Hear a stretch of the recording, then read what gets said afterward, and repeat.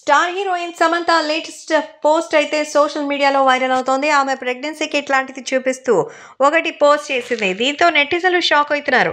Heroine సమంతకున్న craze గురించి మనం చెప్పాల్సిన అవసరం లేదు. ఆమె ఎంత క్రేజ్ ఉందంటే ఆమె విడాకులు తీసుకుందన్న వార్త వల్ల ఆమెకు మరింత క్రేజ్ వచ్చేసింది. అంటే అప్పటిదాకా సోషల్ మీడియాలో ఎంతగానో ఫాలోయింగ్ ఉన్న సినిమాల్లో స్టార్లు సూపర్ స్టార్లతో ఆమె జోడీ కట్టిన నాగచైతన్య లాంటి ఒక బిగ్ సెలబ్రిటీ ఇంటికి వారసురాలిగా అంటే ఓ కోడలిగా వెళ్ళి ఎంతో సందడి చేసి పెళ్లి తర్వాత కూడా సక్సెస్ఫుల్ కెరియర్ని వేసుకుంటున్నటువంటి శామ్ ఆ తర్వాత నాగచైతన్యతో విడాకులతో మరింతగా ఫేమస్ అయిపోయింది.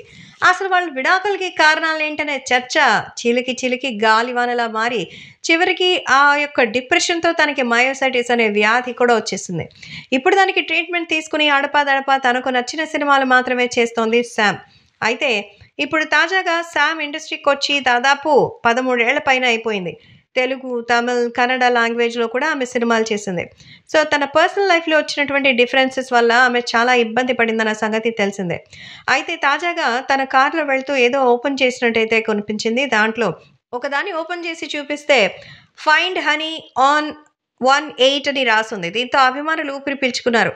సమంత ప్రెగ్నెంట్ అయిందేమో అని షాక్ అయ్యామంటూ కామెంట్ చేస్తున్నారు. నోటికొచ్చినది మాట్లాడేస్తారు గదా! చేతిలో ఫోన్ ఉంది కదా అని చెప్పి ఇష్టం వచ్చినట్టు కామెంట్లు పెట్టేస్తే నిజంగా దాన్ని ఏమనాలో గూడా అర్థం కాదు.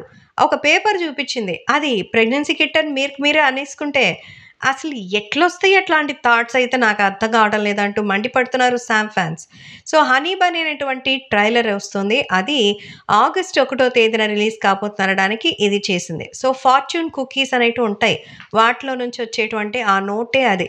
కాబట్టి శామ్ ఒక ఇండివిడ్యువల్‌గా తన లైఫ్‌ని లీడ్ చేస్తోంది. దాన్ని దయచేసి డిస్టర్బ్ చేసి ఊరికే తనని మరింత బాధ పెట్టకండి అంటూ శామ్ అభిమానులైతే కోరుకుంటారు. సో, ప్రస్తుతం తను రాబోతున్న ఆ వెబ్ సీరీస్‌కి మంచి హిట్ నేమ్ రావాలని కోరుతున్నారు ఫ్యాన్స్.